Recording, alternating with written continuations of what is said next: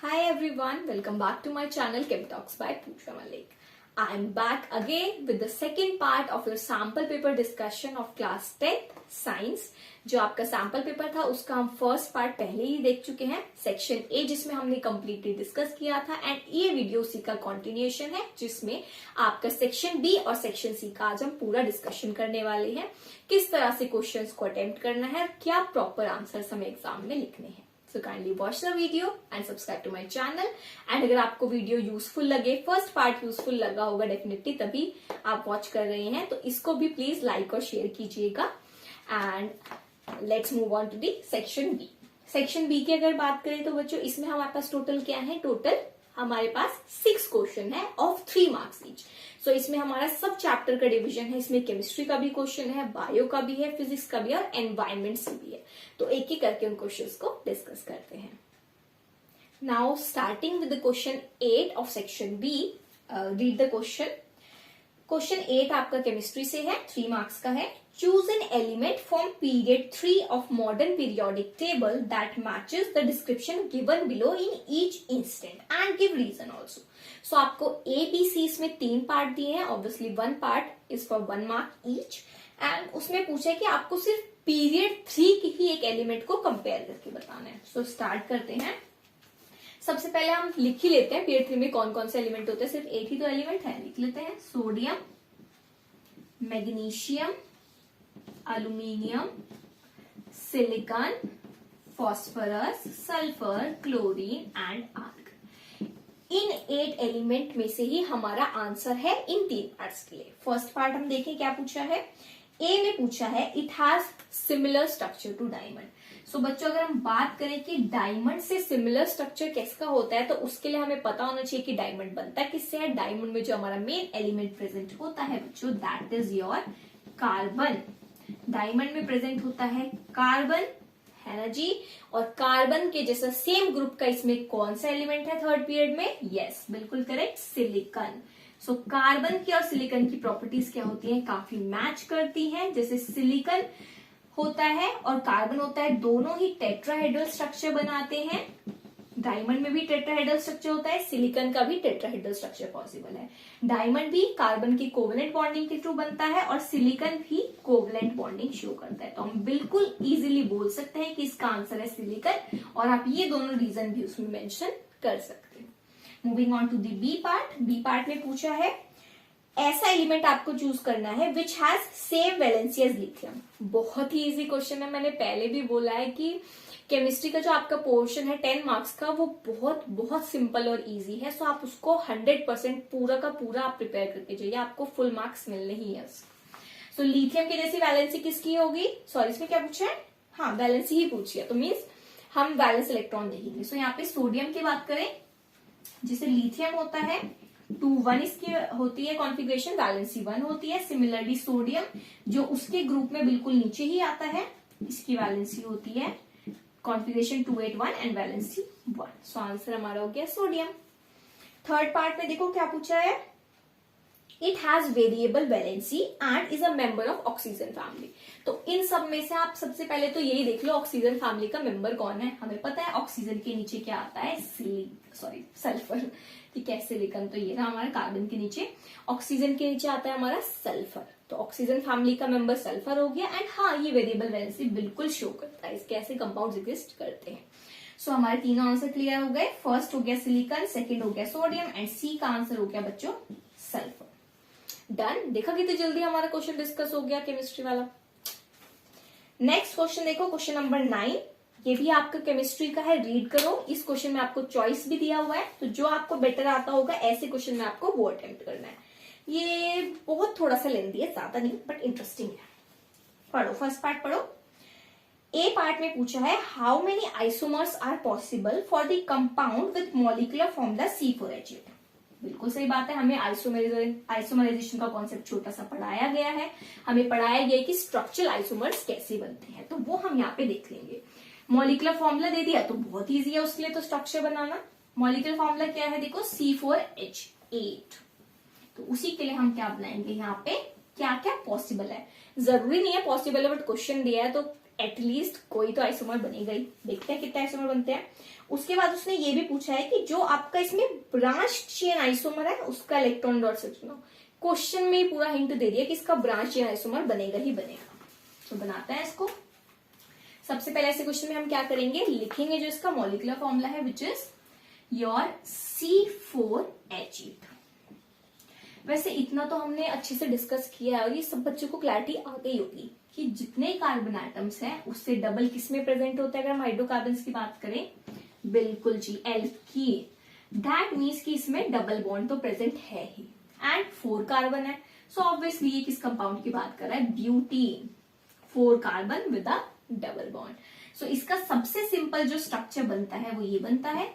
हम simple chain बनाते हैं और लास्ट में हम लगा देते हैं डबल बॉन्ड। सो ये है आपका ब्यूटीन।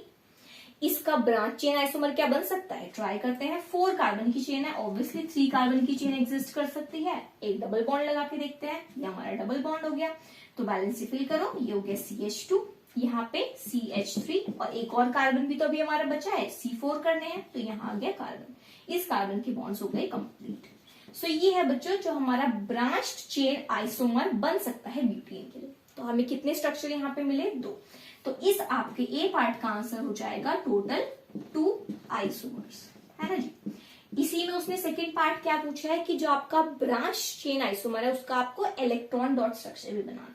तो हमें ये स्ट्रक्चर तो क्लियर है, इसी से इलेक्ट्रॉन डॉट स्ट्रक्चर भी बन जाएगा, बना लेते हैं, है ना। इसको एक काम करते हैं, ऊपर वाले पार्ट को रब करके यहीं पे बना देते हैं सो दैट आप कंपैरिजन भी कर पाओ कि कैसे कैसे हम ड्रॉ कर रहे हैं। बिल्कुल स्टेप वाइज चलना मेरे साथ साथ और देखना कैसे बनता है इसका इलेक्ट्रॉन डॉट स्ट्रक्चर।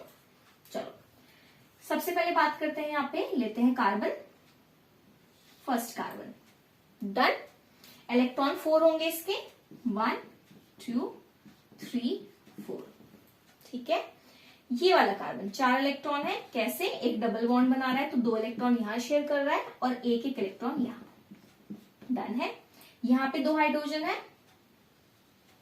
बना देते हैं।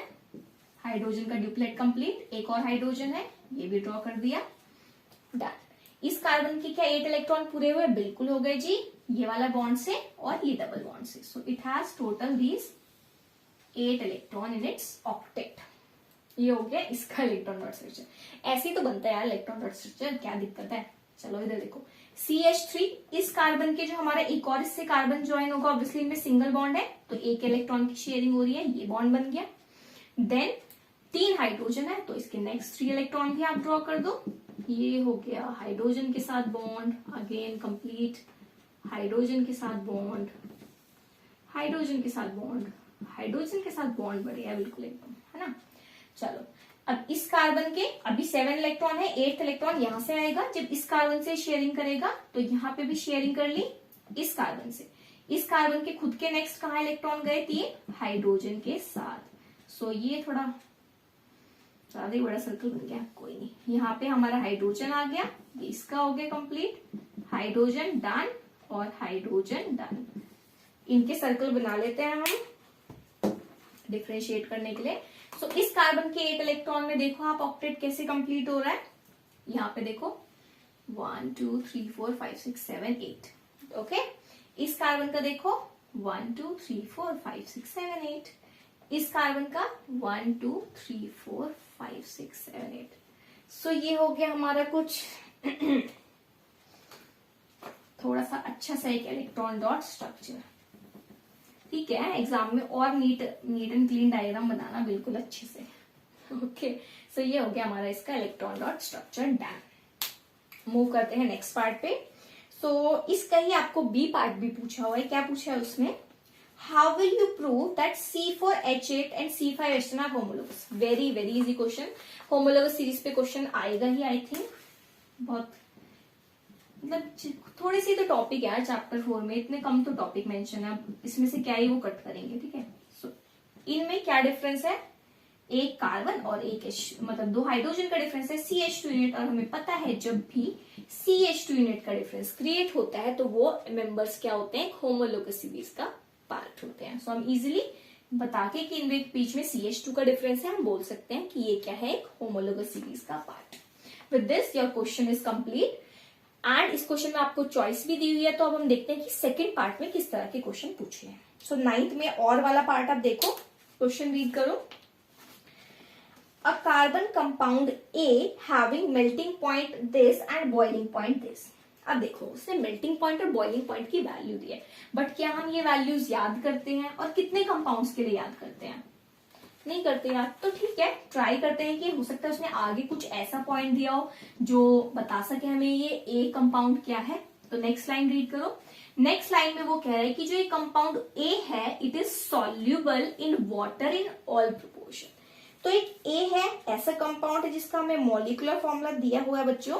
ये है मॉलिक्यूलर फॉर्मूला, यह मॉलिक्यूलर फॉर्मूला इज C2H6O। ठीक है, एंड ऐसा एक कंपाउंड है जो वाटर में हर प्रोपोर्शन में सॉल्युबल है। तो ऐसा कंपाउंड क्या होता है? सबको पता है, ये होता है अल्कोहल। अल्कोहल में आप कितना भी पानी मिलाओ मिल जाएगा, सब प्रोपोर्शन में हम इसमें पानी ऐड कर सकते हैं। सो इसका आंसर क्या हो गया बच्चों? अल्कोहल। मतलब ए जो कंपाउंड है ये अल्कोहल है। अब C2H6O है, इससे कौन सा अल्कोहल बन सकता है? 2 कार्बन वाला, और अल्कोहल है तो OH उसमें होना चाहिए। अब O आ गया, एक हाइड्रोजन यहाँ आ गया, तो यहाँ कितने हाइड्रोजन बचे? 5। सो इसका मॉलिक्यूलर फॉर्मूला हम ये भी लिख सकते हैं C2H5OH, और ये क्या होता है बच्चों? हमारा इथेनॉल, राइट। सो आपका C2H5 इथेनॉल बन गया ए। अब उसने क्या पूछा है क्वेश्चन में? एक तो इसको आइडेंटिफाई करना है, हमने बहुत इजीली कर लिया, प्रोपोर्शनल वाले पार्ट से ही सॉल्व कर दिया, मेल्टिंग पॉइंट बॉइलिंग पॉइंट की वैल्यू की जरूरत ही नहीं पड़ी। And draw it's electron dot structure, तो इसका भी इलेक्ट्रॉन डॉट स्ट्रक्चर बना लेते हैं। इस बार थोड़ा और नीट बनाएंगे हम, ठीक है। चलो स्टार्ट करते हैं इलेक्ट्रॉन डॉट स्ट्रक्चर, सुंदर सा। सबसे पहले देखो C2H5OH है, तो इसका मतलब ये है CH3CH2OH है, इसको हम ऐसे भी लिख सकते हैं। तो इसी का हमें इलेक्ट्रॉन डॉट स्ट्रक्चर ड्रॉ करना है। तो सबसे पहले आप बनाओगे कार्बन, ठीक है जी। कार्बन के ऑब्वियसली 4 इलेक्ट्रॉन हम ड्रॉ करेंगे सुंदर सुंदर से। फिर सेकेंड कार्बन, इसके 1 2 3 एंड 4 इलेक्ट्रॉन, डन। ऑक्सीजन है, ऑक्सीजन के 8 इलेक्ट्रॉन्स में पूरे कैसे ड्रॉ करने हैं? ऑक्सीजन के पास वैलेंस शेल में 6 इलेक्ट्रॉन है, तो 1 इलेक्ट्रॉन कार्बन से शेयर कर लिया, 1 हाइड्रोजन से शेयर कर लिया, अभी भी क्या बचे? 4 इलेक्ट्रॉन, जो लोन पेयर की फॉर्म में इस पे प्रेजेंट होते हैं, और हाइड्रोजन खुद अपना 1 इलेक्ट्रॉन लेके आएगा, तो वो यहाँ। सो ये कार्बन और ऑक्सीजन के इलेक्ट्रॉन्स बन गए। अब बनाते हैं हाइड्रोजन के इलेक्ट्रॉन। सो हाइड्रोजन एक ऑक्सीजन के साथ है, ये हो गया अपना हाइड्रोजन का इलेक्ट्रॉन, इसको हम डॉट से बना देते हैं, ठीक है जी। देन इनके बीच का ये बॉन्ड हो गया, और कार्बन कार्बन का बॉन्ड हो गया, कार्बन कार्बन का हो गया, कार्बन ऑक्सीजन का हो गया। ये वाले हाइड्रोजन के साथ फिर से बॉन्ड करेंगे, हाइड्रोजन के साथ CH3 कंप्लीट। इसके 2 हाइड्रोजन, ओके कॉम्प्लिकेटेड हो ही जाता है थोड़ा सा। तो ये हमारा बॉन्ड बन गया, और ये हो गया H। फिर भी अच्छी कोशिश है। चलो अब ऑक्टेट कंप्लीट करते हैं। ये हो गया हमारे हाइड्रोजन का ड्यूप्लेट कंप्लीट, 2 ही इलेक्ट्रॉन आ सकते हैं इसके के शेल में, वो आ चुके हैं कंप्लीट। टोटल कितने हाइड्रोजन थे? 1 2 3 4 5, और ये आपका 6। तो हाइड्रोजन हो गया कंप्लीट। अब बात करते हैं कार्बन की। तो कार्बन के 8 इलेक्ट्रॉन, इस कार्बन की बात करें तो ये 1 2 3 4 5 6 7 8 जी। इस कार्बन के 8, यहां से 1 2 3 4 5 6 7 8, ठीक है। इस ऑक्सीजन के 8 इलेक्ट्रॉन, 1 2 3 4, बेटर। सो ये हमारा बन गया जी electron dot structure of the compound A which has the molecular formula C2H6O which can be written as C2H5OH, that is ethanol। अब इसमें एक पार्ट आपको और पूछे, वो हम यही डिस्कस कर लेते हैं, which is give the molecular formula of any 2 homologous of A। अब जो ये ए कंपाउंड है, इसने बोला है कि इसके 2 होमोलोगस का नाम बताओ, मतलब इसके होमोलोगस सीरीज बेसिकली जो एक्सटेंड हो सके। तो होमोलोगस सीरीज हम कैसे बनाते हैं? सिंपली H2 यूनिट के डिफरेंस से, है ना, CH2 यूनिट। सो इसी में CH2 यूनिट आप तो या तो सब्ट्रैक्ट हो सकता है तो कम कर दो, ऐड हो सकता है तो ऐड तो हम कर ही सकते हैं। इसमें सब्ट्रैक्ट की बात करें, अगर आप एक CH2 यूनिट निकाल दोगे तो ये बन जाएगा बच्चों C, और हाइड्रोजन यहां से कितने कम हो जाएंगे, 2 कम हो गए, तो ये CH3 और OH which is your methanol. इसी में अगर आप ऐड कर दोगे CH2 यूनिट तो बन जाएगा C3H7OH, इसी में और ऐड कर दोगे ये बन जाएगा C4H9OH एंड सो ऑन। इस तरह से आप पूरी इसकी होमोलॉगस सीरीज को बना सकते हो। With this your section B question number 9 is complete. Moving on to the next question, देखते हैं question number 10। 2 pea plants, one with round yellow seeds and another with wrinkled green seeds. So ये question हमारा है heredity and evolution का, और जो हमारे Mendel's के एक्सपेरिमेंट थे जिसमें हमने देखा था कि किस तरह से वेरिएशंस आता है, किस तरह से न्यू जनरेशंस क्रिएट होती है वेरिएशन से, या नॉर्मली जब हम नेक्स्ट स्टेप पे जाते हैं F1 F2 जनरेशंस क्रिएट करते हैं तो किस तरह से प्रोगेनी डेवलप होती है, वो सब चीजें हमने मेंडल एक्सपेरिमेंट से सीखी है एंड उनको ही अप्लाई करना, मतलब हेरिडिटी एंड इवोल्यूशन का अगर हम एप्लीकेशन बेस्ड क्वेश्चन देखें तो ये बेस्ट टाइप है इंक्लूड करने के लिए, और थोड़ा सा कॉम्प्लिकेटेड भी लगता है अगर क्लैरिटी ना आए, है ना, ऐसे क्वेश्चन में, बट हम इसको बहुत स्लोली करेंगे और मतलब बहुत आराम से करेंगे डिस्कस, कंफ्यूजन बिल्कुल नहीं होगी, ठीक है। चलो सबसे पहले क्वेश्चन रीड करो। 2 pea plants, one with round yellow seeds and another with wrinkled green seeds, produce F1 progeny. 2 लिए F1 प्रोड्यूस हो गए। That have round yellow seed, F1 में बना क्या, round yellow, ठीक है जी। When F1 plants are self pollinated, question में आपको कंडीशन मेंशन कर दी सेल्फ पॉलिनेशन। सबसे इंपॉर्टेंट होगा इस क्वेश्चन को डील करने के लिए ये वर्ड कि सेल्फ पॉलिनेशन के हिसाब से हमें आंसर देना है। Which new combination is expected, कौन सा कॉम्बिनेशन बनेगा, एंड उसके बाद एक उसने मैथमेटिकल क्वेश्चन भी आपसे पूछ लिया कि अगर हम 160 सीड ले लेते हैं ऐसे जिनका हम F2 जनरेशन क्रिएट कर रहे हैं तो उसमें से नया कॉम्बिनेशन किस किस में विजिबल होगा। तो बहुत प्यार से इस क्वेश्चन को करेंगे, एक बार लिख लेते हैं क्या क्या कंडीशन गिवन है फिर शुरू करते हैं। सबसे पहले है आपके इसमें round yellow and wrinkled green. So round yellow capital R and Y, ये भी बहुत इंपॉर्टेंट है, ये चीज देखने जो आपको मेंशन की जाएगी क्वेश्चन में। And second is your wrinkled green. Okay, so ये हो गया आपका small r and small y। अब उसने क्या कहा, जब हमने इनको यूज करके F1 जनरेशन पाई तो उसमें हमें क्या मिला, राउंड येलो, है ना, बट राउंड येलो में ये ट्रेड्स कैसे आए, R R Y Y। इसी से हमें पता लगता है कि ऐसा नहीं है कि इसमें ये ट्रेट नहीं आया, आया है ये ट्रेट भी, बट डोमिनेटिंग ट्रेट कौन सा हमें दिख रहा है, round yellow, which is the first one. ठीक है जी, सो ये हम ड्रॉ कर दिया। अब सेकेंड पार्ट में उसने क्या कहा, यही F1 का हम क्या करें, सेल्फ पॉलिनेशन करें। बेसिकली अगर हम करें F1 और F1 का पॉलिनेशन और इसमें हमें क्या मिलेगा, F2। सो वो पूछ रहा है कि F2 जो हमें मिलेगा इस वाले का क्रॉस पॉलिनेशन करने से, उसमें क्या चीजें पूछी गई हैं कि कौन कौन से, एक तो न्यू कॉम्बिनेशन बनेंगे, ठीक है, हम इजिली बता सकते हैं, एंड उसमें रेशियो क्या होगा, क्योंकि उसने सेकंड पार्ट पूछा है अगर 160 सीड है तो उसमें कितने यूज होंगे, तो इसको हम सिंप्लीफाई करके करते हैं जी। चलो देखो, F2 जनरेशन, F1 F1 मतलब ये कंबाइन हुआ है basically R R Y Y और R R Y Y। अब इसमें नए कॉम्बिनेशन कौन से मिलेंगे, देखो जब हम सेकेंड टाइम करते हैं ना प्रोगेनी क्रिएट तो उसमें हमारे पास न्यू कॉम्बिनेशन आ जाते हैं, क्योंकि इसमें तो हमने सिर्फ डोमिनेंट ट्रेट देखा, इसमें जो दूसरा ट्रेट है उसके भी हमारे पास कैरेक्टरिस्टिक्स विजिबल हो जाते हैं। तो बेसिकली यहाँ हमारे पास 4 कॉम्बिनेशन बनेंगे। वो 4 कॉम्बिनेशन क्या होंगे, सबसे पहले ये तो आएगा ही राउंड येलो, ये सबसे ज्यादा विजिबल होगा जो कि क्योंकि हमारे F1 में भी यही डोमिनेटिंग था, फर्स्ट। सेकेंड जो न्यू कॉम्बिनेशन बनेगा that will be your round and green, तो इसको हम लिख लेते हैं R एंड G, ठीक है, राउंड एंड ग्रीन।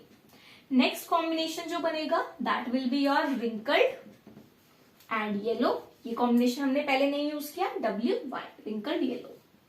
लास्ट वही हमारा जो रिसेसिव ट्रेट था, जो कम विजिबल था, रिंकल्ड। ये हमारे 4 ट्रेट होंगे। पहला पार्ट उसने क्वेश्चन में क्या पूछा, न्यू ट्रेट्स कौन से हैं। सो ऑब्वियसली बच्चों जो हमारे न्यू ट्रेट्स यहाँ पे विजिबल है, those are your these 2 traits new वाले, RG and WY, round green वाले पीस और हमारे रिंकल्ड और येलो वाले पीस। अब उसने क्या पूछा नेक्स्ट क्वेश्चन में, अगर हमारे पास टोटल 160 सीड्स हो तो 160 सीड्स में ये ट्रेट्स किस तरह से डिवाइड होंगे, किस तरह से F2 प्रोगेनी में ये हमें 160 सीड्स में विजिबल होंगे। सो बच्चों ये जब हमारा कॉम्बिनेशन होता है तो एनसीईआरटी में हमने बहुत डिटेल में एग्जांपल कवर किया है। इसमें जो रेशियो प्रोड्यूस होता है ट्रेट्स का, दैट इज 9:3:3:1। ठीक है जी। जो हमारा F1 में डोमिनेंट था उसका 9 रेशियो, इन दोनों का 3 पार्ट्स, एंड जो हमारा रिसेसिव ट्रेट था उसका 1 पार्ट हमें F2 में दिखेगा इन सेल्फ पॉलिनेशन। सबसे इंपॉर्टेंट वर्ड क्या है यहाँ पे, सेल्फ पॉलिनेशन। अगर क्रॉस पॉलिनेशन होगा तो वहां पे रिजल्ट उसके अकॉर्डिंग मॉडिफाई हो जाएंगे। So self pollination. अब 160 को हम इसमें ऑब्वियसली डिवाइड कर सकते हैं। 160 का बच्चों रेशियो बनेगा, अगर आप ऐड भी करो इनको, 12, 15, 16 ही बन रहा है, तो 16 पार्ट्स है, तो 160 को हम ऐसे ही डिवाइड कर सकते हैं 90, 30, 30 एंड 10। सो ओवरऑल जो हमारे new variations I, which is your round green and wrinkled yellow, उसके हमारे पास 30 + 30 60 केसेस आएंगे। सो आंसर हमारा हो जाएगा इसमें न्यू वेरिएशन के लिए 60। अच्छा क्वेश्चन था, वैसे तो इंटरेस्टिंग था, है ना। चलो मूव करते हैं नेक्स्ट क्वेश्चन पे। अभी हमारा जो आपका सेक्शन बी था उसमें हमारा केमिस्ट्री का पोर्शन हो गया, बायोलॉजी का पोर्शन हो गया। नेक्स्ट क्वेश्चन आपके आएंगे 2 फिजिक्स के। Moving on to the question number 11। Read the question. A part, it would cost a man rupees 3.50 to buy 1.0 kilowatt hour of electrical energy from electricity board। Generator की power दी हुई है, energy कितना produce करता है 3 hours के लिए। So basically हमें एक आइडिया हो गया ओवरऑल देखे कि न्यूमेरिकल है, तो न्यूमेरिकल कैसे हम अटेम्प्ट करते हैं, सबसे पहले जो जो हमें गिवन है वो चीजें लिख लेंगे। तो उसने बोला कि सबसे पहले तो अगर हमें इलेक्ट्रिसिटी बोर्ड से इलेक्ट्रिसिटी लेनी है तो उसके लिए हमें क्या देना पड़ेगा, 1 किलोवाट आवर के लिए 3.50 रुपीज, 1 किलोवाट आवर के लिए 3.50। अब उसने पूछा है कि उसके जनरेटर का टोटल खर्चा कितना है, टोटल कॉस्ट कितना है। तो 1 किलोवाट की हमें कॉस्ट पता है, एटलीस्ट हमें पता तो हो कि हमारा यूज कितना हो रहा है। तो सबसे पहले हम यूसेज निकालेंगे। उसके लिए हमें दिया हुआ है मैक्सिमम पावर 2.0 किलोवाट और टाइमिंग भी दिया हुआ है बहुत आराम से 3 आवर्स। तो इन्हीं को हम मल्टीप्लाई करके बच्चों क्या निकाल लेंगे, energy which is power into time. So आप इसको मल्टीप्लाई करोगे 2.0 into 3 which is your 6 kilowatt hour. तो हमारे पास टोटल एनर्जी यूज किसका है, उस कितना है उस पर्सन का, 6 किलोवाट पर आवर। और 1 किलोवाट आवर के पैसे इतने हैं, तो 6 किलोवाट आवर के कितने हो जाएंगे, हम सिंपली इसको 3.50 से मल्टीप्लाई कर देंगे। एंड ये आपका 18 और 3, तो ये हो जाएगा आपका 21 रुपीज। सिंपल सा क्वेश्चन था। ए पार्ट तो बहुत ही सिंपल था। बी पार्ट देखो। A student boils water in an electric kettle for 20 minutes. पानी गर्म कर रहे हैं इलेक्ट्रिक केटल में 20 मिनट के लिए, using the same main supply. जब उसने बोला same main supply, that means कि हम वोल्टेज, बी पार्ट है, वोल्टेज को कांस्टेंट रखना चाहते हैं। ये आपको यहां से समझना है। He wants to reduce boiling time of water. To do so, should he increase or decrease the length of heating element?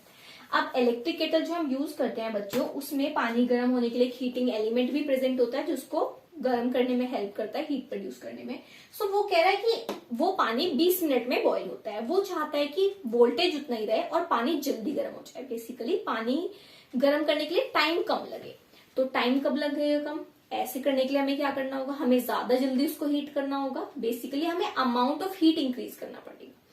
Main supply में वोल्टेज सेम रखनी है, तो वो कैसे इंक्रीज होगा, उसके लिए हमें कुछ ना कुछ चेंज करना पड़ेगा। जो हमारा ओम्स लॉ का इक्वेशन था V = IR में कैसे मॉडिफाई होगा, देखो हीट ज्यादा चाहिए पानी ताकि जल्दी गर्म हो, तो उसके लिए हमें पावर इंक्रीज करनी होगी, है ना जी। अब पावर का फॉर्मूला क्या होता है, V² / R। So basically voltage हमें सेम रखनी है और पावर बढ़ानी है, तो हम क्या चीज यूज कर सकते हैं, रेजिस्टेंस। तो रेजिस्टेंस अगर हम क्या कर देंगे, डिक्रीज, पावर हो जाएगी इंक्रीज और पानी हो जाएगा जल्दी से गर्म। अब उसने रिलेशन किससे पूछा है, रेजिस्टेंस से ना पूछ के उसने पूछा कि जो हमारा हीटिंग एलिमेंट है उसकी जो लेंथ है, एल का वैल्यू है, उसे मुझे डिक्रीज करना है या इंक्रीज करना है। अब एल से रेजिस्टेंस का डायरेक्ट कनेक्शन होता ही है, इक्वेशन क्या होती है, R is equal to rho L by A. हमें पता है रेजिस्टेंस और आर डायरेक्टली रिलेटेड है। तो लेंथ ऑफ एलिमेंट, जो हमारा हीटिंग एलिमेंट है, वो जितना कम होगा रेजिस्टेंस भी उतना कम होगा, रेजिस्टेंस कम होगा तो पावर ऑटोमेटिकली ज्यादा आएगी, और वही हमें सिचुएशन क्रिएट करनी है। तो इस केस में जो हीटिंग एलिमेंट है हम उसकी लेंथ क्या करेंगे, डिक्रीज। एंड एग्जाम में आपको रीजन लिखना है तो आप स्टेटमेंट दे सकते हो, ये दोनों मैथमेटिकल रिलेशन भी मेंशन कर सकते हो। ये 2 मार्क्स का क्वेश्चन है तो आपको ये करना ही है। चलो moving to the 12th question. Okay, finally electricity से मोस्ट वांटेड क्वेश्चन आ गया है, जो हमारा सर्किट का क्वेश्चन होता है, रेजिस्टेंस कैलकुलेशन का। ठीक है जी, इसको करते हैं। एग्जाम में बहुत बच्चे इसको खूब प्रैक्टिस करके जाने वाले हैं, क्योंकि इसमें कुछ ना कुछ गड़बड़ हो ही जाती है, क्योंकि पहली बार सीख रहे हैं, होता है। इंटरेस्टिंग है वैसे तो। देखो, हमने 2 तरह के रेजिस्टेंस पढ़े हैं, सीरीज में और पैरेलल में, तो उन्हीं के फॉर्मूले को यूज करके और ओम्स लॉ को यूज करके हमें बस ये क्वेश्चंस को सॉल्व करना है। अब जो आपका क्वेश्चन नंबर 12 है, फिजिक्स का क्वेश्चन है बच्चों, बट इसमें आपको चॉइस भी दी हुई है, तो हम देखते हैं कौन सा हम ज्यादा अच्छा अटेम्प्ट कर पाते हैं। स्टार्ट करते हैं जी। Okay, question number 12। सर्किट वैसे तो आपको विजिबल होगा यहाँ पे, बट मैं बना देती हूँ, और सर्किट में पूछा क्या है वो देखते हैं। देखो, उसने पूछा है इस सर्किट में आप बताओ करंट जो है वो 2 एम्पियर है, वैसे सर्किट में दिए हुआ है, वोल्टेज भी 30 वोल्ट दिया हुआ है। पूछा क्या है, R1 की वैल्यू। तो पहले सर्किट ड्रॉ कर लेते हैं जल्दी से, विदाउट वेस्टिंग मच टाइम, और देखते हैं क्या क्या दिया हुआ है। ये हमारा यहाँ पे एमीटर भी लगा लो,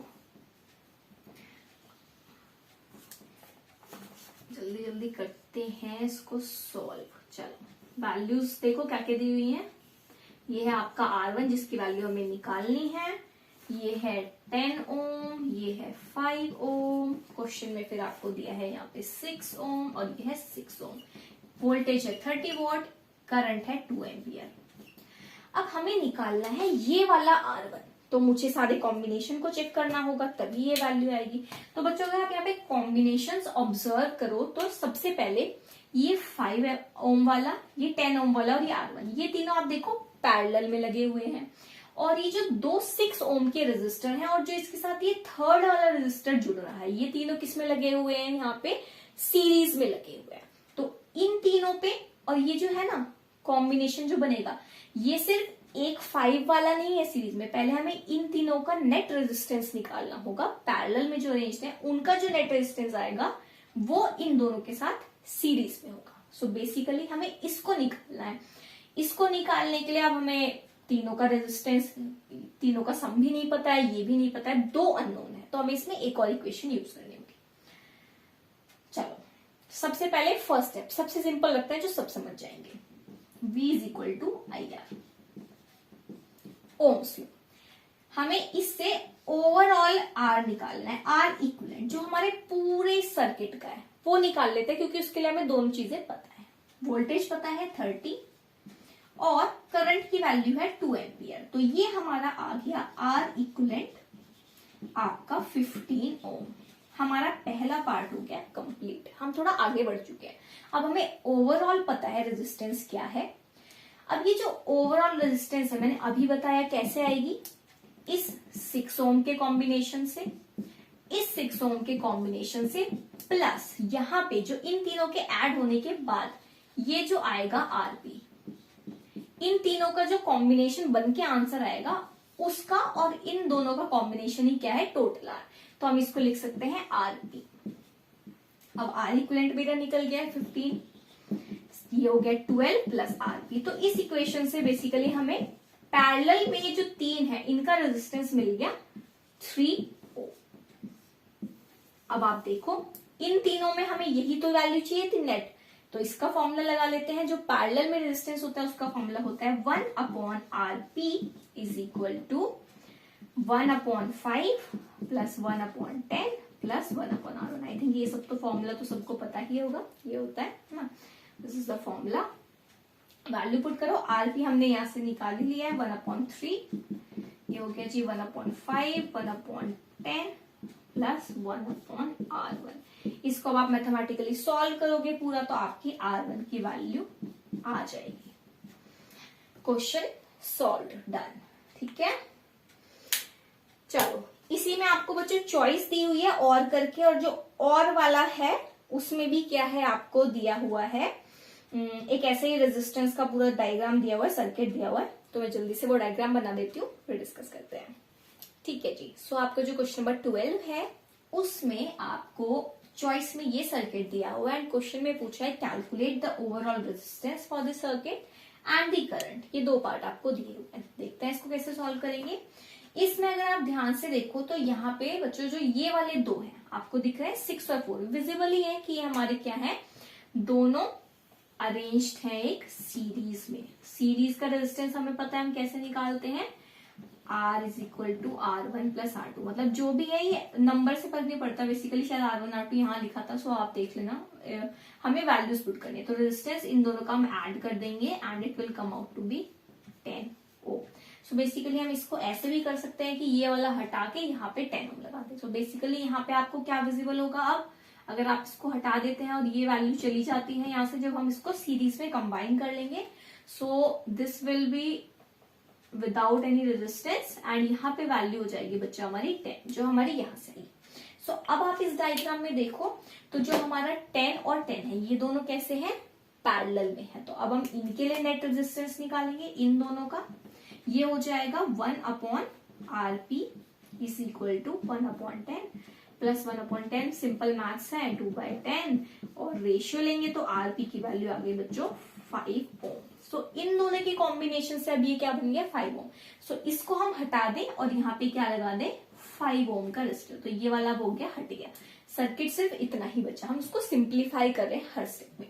अब हमारे फाइनल सर्किट में देखो आप ये 7 और 5 ओम दोनों क्या है सीरीज में है, तो अब हमारे जो फाइनल नेट रेजिस्टेंस है that is 7 plus 5, because series में तो हमने सिंपली ऐड कर दिया, equal to 12 Om.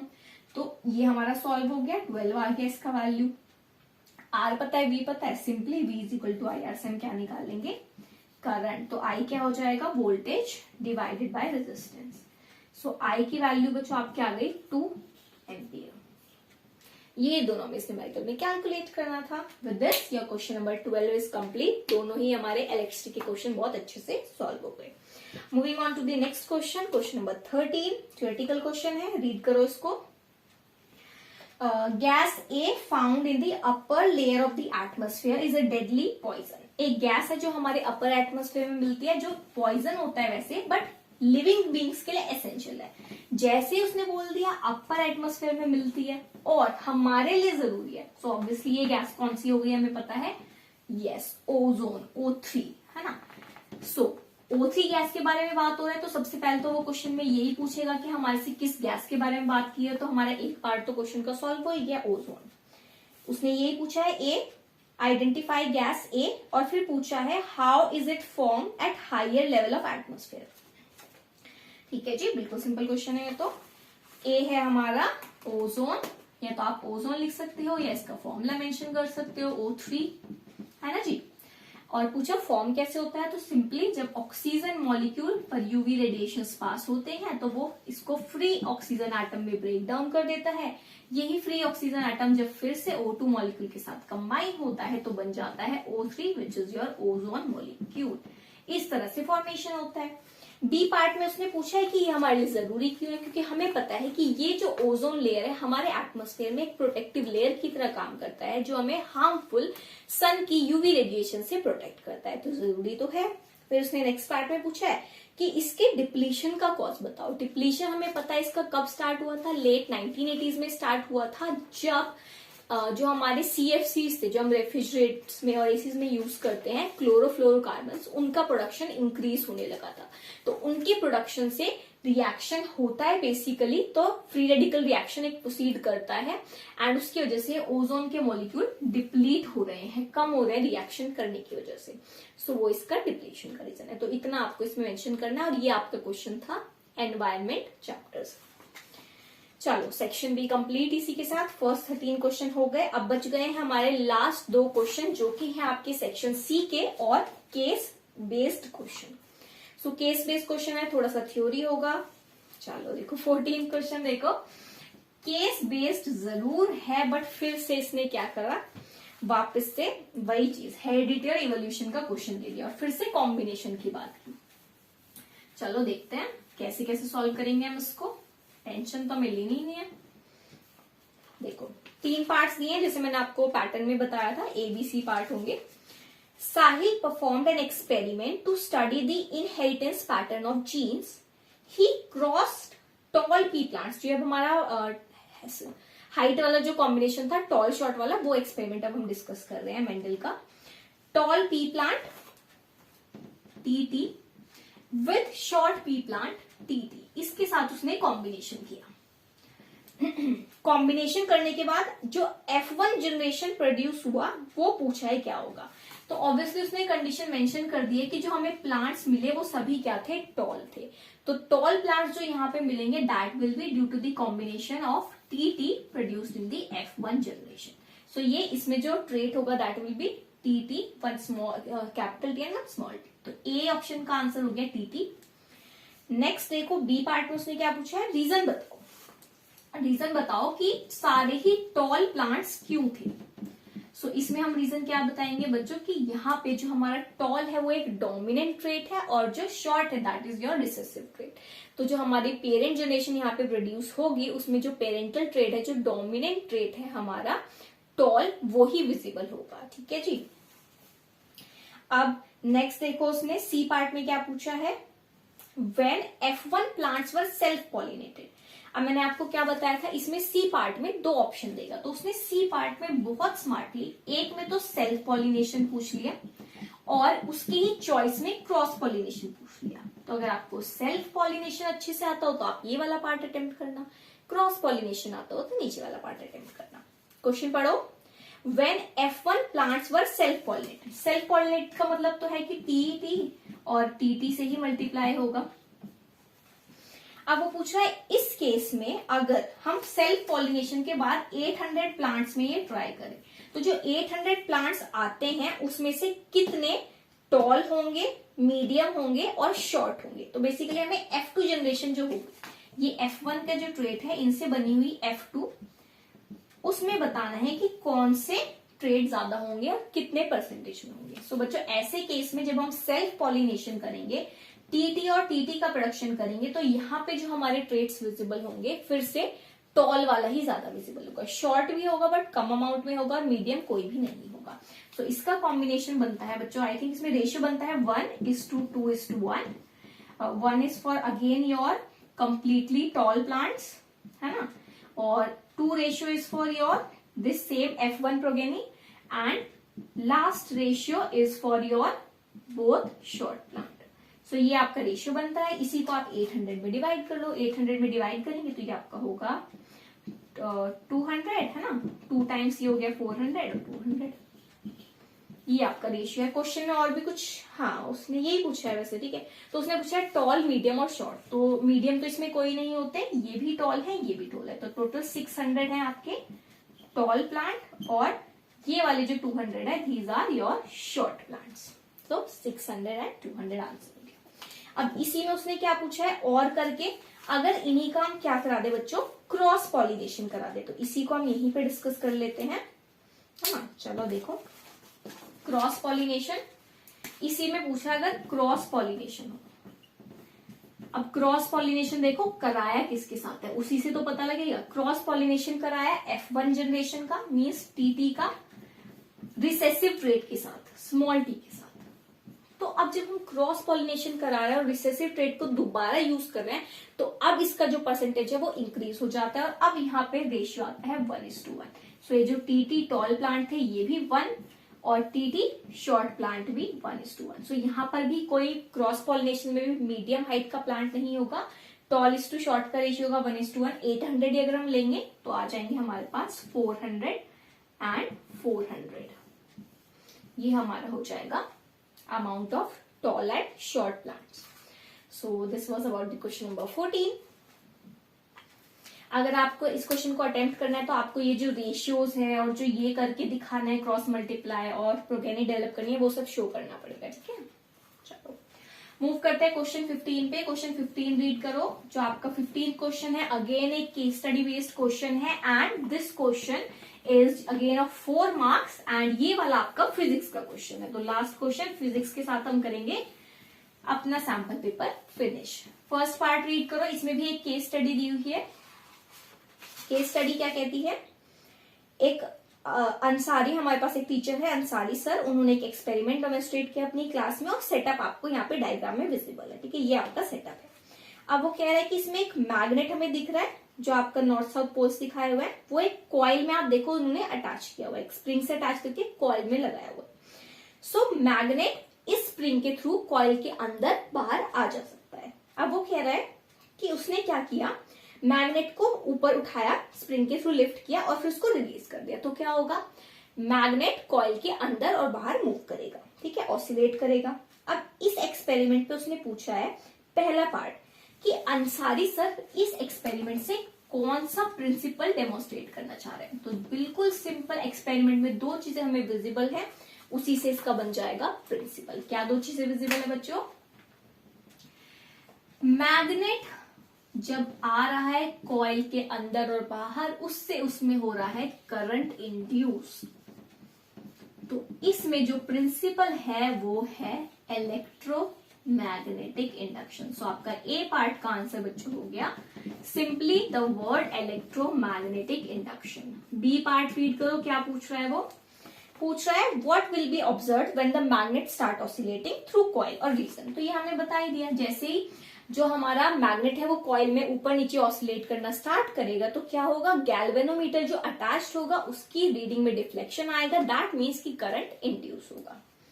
C part में चॉइस है। फर्स्ट पार्ट देखो, उसने कहा सिचुएशन कंसीडर करो कि मैग्नेट कॉइल के अंदर और बाहर जा रहा है और इसमें अगर मुझे गैल्वेनोमीटर की रीडिंग में चेंज ज्यादा लाना है, डिफ्लेक्शन ज्यादा प्रोड्यूस करना है, तो मैं क्या चेंज कर सकती हूँ। तो बिल्कुल सिंपल क्वेश्चन है। वो पूछ रहा है कि बेसिकली हम मैग्नेटिक फील्ड की स्ट्रेंथ कैसे इंक्रीज करें, क्योंकि जब मैग्नेटिक फील्ड की बच्चों स्ट्रेंथ इंक्रीज हो जाएगी तो अपने आप ही जो करंट इंड्यूस है वो भी क्या हो जाएगा, इंक्रीज हो जाएगा due to electromagnetic induction. So magnetic field की स्ट्रेंथ को हम कैसे इंक्रीज कर सकते हैं, या तो हम जो मैग्नेट यूज कर रहे हैं उसकी स्ट्रेंथ ज्यादा, हम एक स्ट्रॉन्ग मैग्नेट ले सकते हैं पहले के कंपैरिजन में, या फिर जो हम कॉइल यूज कर रहे हैं उसमें हम टर्न ज्यादा ले लेंगे। हमें पता ही है greater the number of turns greater the magnetic field produced. ठीक है जी, चलो सी पार्ट का अगेन चॉइस दिया हुआ है क्वेश्चन। उसने ये पूछा है कि जब गैल्वेनोमीटर में हम रीडिंग्स ऑब्जर्व कर रहे थे करंट की, तो एक टाइम पे जब मैग्नेट उस कॉइल के अंदर जा रहा था और बाहर आ रहा था, तो दोनों केसेस में क्या उस गैल्वेनोमीटर की रीडिंग में कुछ चेंज था। हाँ जी, बिल्कुल चेंज होता है। वो चेंज क्या होता है, फॉर एग्जाम्पल जब वो मैग्नेट, इसे कॉइल ही है, तो जब वो मैग्नेट इस कॉइल के अंदर आ रहा है तो सपोज कि हमारा जो एमीटर है उसमें रीडिंग में डिफ्लेक्शन राइट साइड में हुआ। ठीक है, ये कॉइल जब बाहर जाएगा तो उसमें डिफ्लेक्शन आपको ऑब्जर्व होगा बिल्कुल अपोजिट डायरेक्शन में। दैट मीन्स जैसे ही मैग्नेट इन और आउट जाएगा उसके आने और जाने की डायरेक्शन चेंज होगी, वैसे ही करंट की भी डायरेक्शन क्या हो जाएगी, चेंज हो जाएगी। So this is the observation which will be there. So यही आपको पार्ट सी में मेंशन करना है। With this our complete sample paper discussion is complete. जो भी इसमें टोटल 15 क्वेश्चंस थे, हमने सबका डिटेल एक्सप्लेनेशन देखा कि क्या इसमें रीजन थे और इनको डिस्कस भी किया। अगर आपको वीडियो अच्छा लगा हो तो प्लीज लाइक कीजिए एंड अगर आप चाहते हो ऐसे ही हम और सैंपल पेपर के क्वेश्चन डिस्कस करें कि किस तरह से आपके क्वेश्चन बन सकते हैं, सो वो भी आप कमेंट सेक्शन में मेंशन कीजिएगा। I will try to discuss more such questions. Thank you.